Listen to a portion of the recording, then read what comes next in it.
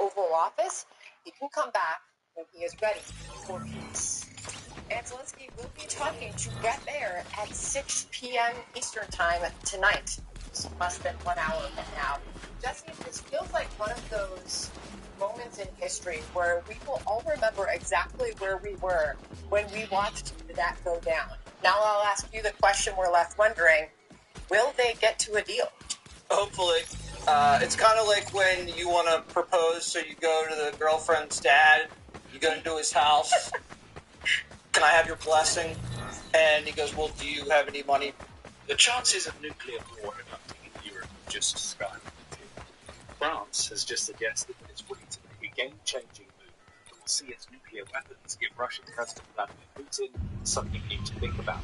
And it's not just France. Germany is set to become a key part of a bold new move to create a powerful nuclear umbrella designed to protect all of Europe. The US is stuck. But what does France have up its sleeve? Why is it changing the way it uses its nuclear weapons? And what does the United States have to do with this brash new move? The initial news of France's plans comes in a February 24th report published by The Telegraph. It says that France is planning to deploy fighter jets armed with nuclear weapons to German military bases to provide Europe with a stronger nuclear shield. The move comes amidst a lot of change happening in Europe. Many on the continent are worried that US President Donald Trump is inching ever closer to withdrawing the 100,000 or so soldiers his country deployed in Europe. There are also big changes in Germany to consider. On February 23rd, Friedrich Merz won Germany's national elections. He's expected to become the country's new chancellor in the coming weeks, and he's calling on the rest of Europe to up its defense game. Putin is too much of a threat, Merz believes.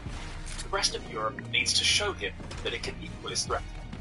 The Telegraph report leads us to several other questions, chief among them being why France is choosing to consider deploying weapons in other countries now.